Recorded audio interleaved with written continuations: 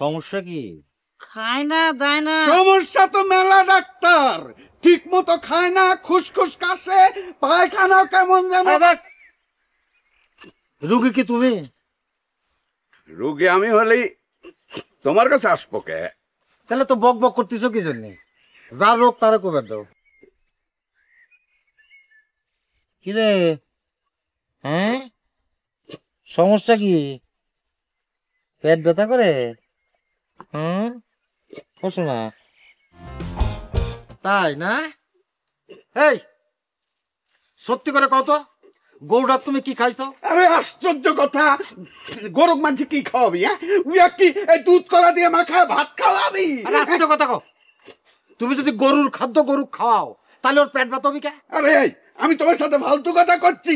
হ্যাঁ ঠিক আছে, আমার কথা যখন তুমি বিশ্বাসে যাচ্ছ না, তাহলে আবার আমার জিজ্ঞাসা করতে চাও কে? যাও তুমি তোমার রুগী টেনে জিজ্ঞাসা করো, গরুর টেনে জিজ্ঞাসা করো। হ্যাঁ তুমি বলে গরুর ভাষা বোঝো, আমরা তো কিছুই বুঝি না।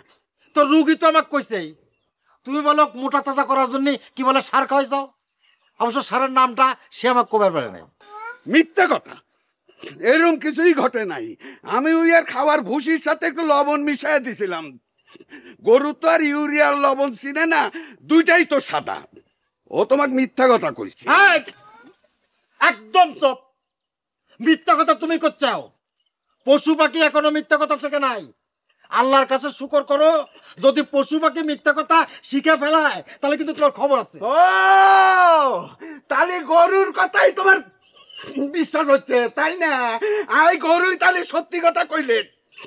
আমি যে তোমার জাতি ভাই, আমার কথা তোমার বিশ্বাস হচ্ছে না? অবশ্যই বিশ্বাস হচ্ছে না। তুমি মিথ্যা কথা করছাও। গরুরাক বলদ পেয়ে তুমি ইউরিয়া খাইছাও ওই কুরবানির হাটে বেশি দাম পাওয়ার জন্য।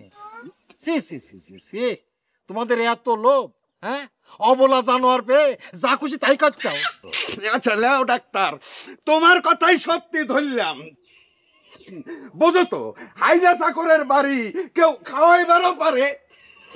লেও সব ঠিক আছে, তুমি এখন গরুটার চিকিৎসা করো। চিকিৎসা তো অবশ্যই করব, কিন্তু সেটা তোমার অনুরোধে করতেছি না, করতেছি গরুটাকে মায়া করে। গরুটার খুব খারাপ অবস্থা করে নিয়ে এসেছাও। কতটুকু যা করতে পারবো আল্লাহ জানে। মিথ্যা কথা কিন্তু তুমি আর একটা কইলে।